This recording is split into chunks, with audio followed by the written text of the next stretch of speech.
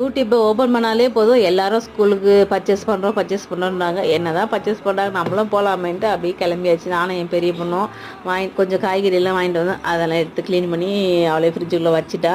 இப்போ மாம்பழ சீசன் வந்ததுலேருந்து மாம்பழமாக சாப்பிட்றோமா, வேறு எந்த பழத்து பக்கமே போகிறதில்ல. தர்பீஸை பார்த்தோன்னே ஆசையாக இருந்து ஒரு தர்பீசல் வாங்கி வந்தாச்சு. திருப்பி இன்னொரு ரவுண்டு கடைக்கு போனோம் எங்கள் வீட்டுக்காரர் கூட. அப்படி ஸ்கூலுக்கு சாக்ஸ் வாங்கினோம்.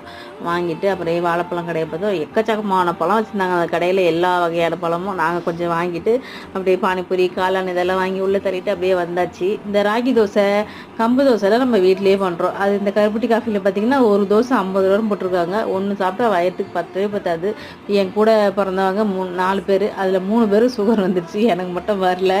ஏன்னு பார்த்திங்கன்னா இந்த ராகி சிறுதானியங்கள்லாம் சாப்பிடும்போது இந்த சுகர் இந்த மாதிரி விஷயங்கள்லாம் குறையுது அப்படின்ற மாதிரி சொல்கிறாங்க. நீங்களும் வேணால் ட்ரை பண்ணி பாருங்கள். ரொம்பவே சிம்பிள், ட்ரை பண்ணி பாருங்கள்.